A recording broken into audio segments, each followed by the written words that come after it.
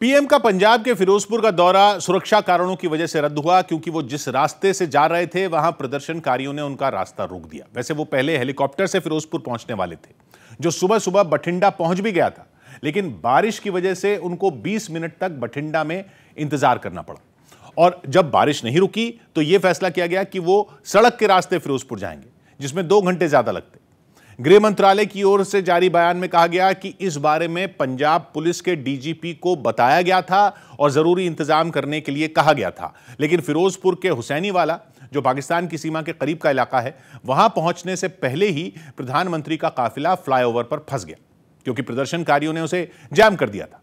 करीब 20 मिनट तक उन्होंने इंतजार किया, लेकिन रास्ता नहीं खुला और प्रधानमंत्री नरेंद्र मोदी का कार्यक्रम रद्द हो गया।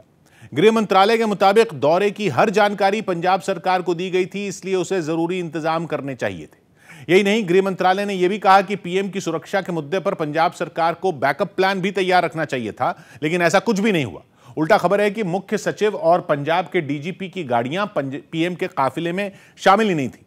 जब भी प्रधानमंत्री का किसी राज्य में दौरा होता है तो वहां के मुख्यमंत्री, मुख्य सचिव और डीजीपी उनको रिसीव करने आते हैं, लेकिन पीएम के फिरोजपुर दौरे में ऐसा नहीं हुआ और तीनों में कोई भी वहां मौजूद नहीं रहा। ऐसे में अटकलें यह भी लगी कि क्या मुख्यमंत्री, मुख्य सचिव और डीजीपी को इस घटना का अंदाजा था और इसीलिए उन्होंने पीएम के दौरे से किनारा किया। वैसे चरणजीत चन्नी ने कोरोना के बढ़ते मामलों की दलील देकर पहले ही बता दिया था कि वो फिरोजपुर के कार्यक्रम में शामिल नहीं होंगे। इस बीच सवाल यह भी उठे कि अगर पीएम का रूट बदलने की जानकारी केवल पुलिस को थी तो उनका रास्ता कैसे ब्लॉक हो गया। और उन्हीं सवालों का गृह मंत्रालय ने पंजाब सरकार से जवाब मांगा और पूछा कि प्रधानमंत्री की सुरक्षा में चूक हुई तो हुई कैसे। प्रधानमंत्री की सुरक्षा देश में सबसे ज्यादा कड़ी होती है, जिसका जिम्मा एसपीजी यानी स्पेशल प्रोटेक्शन ग्रुप संभालता है, जिसके कमांडो चारों तरफ रहते हैं और प्रधानमंत्री के साथ चलते हैं। किसी भी कमांडो को पीएम की सुरक्षा में तैनात करने से पहले उसके बारे में पूरी छानबीन की जाती है। प्रधानमंत्री के निजी सुरक्षा गार्ड सुरक्षा घेरे की दूसरी लाइन में तैनात रहते हैं। ये भी एसपीजी कमांडो के बराबर ट्रेंड होते हैं, जो किसी भी अनहोनी को रोकने में सक्षम होते हैं।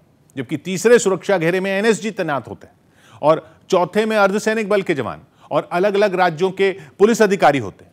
जब पीएम किसी राज्य में जाते हैं तो यह राज्य की पुलिस की जिम्मेदारी होती है कि वो एसपीजी की जरूरत के हिसाब से सुरक्षा के इंतजाम करे, ताकि किसी भी अनहोनी को रोका जा सके। जबकि सुरक्षा के 5वें चक्र में कमांडो और पुलिस के साथ कुछ आधुनिक तकनीक से लैस गाड़ियां भी होती हैं।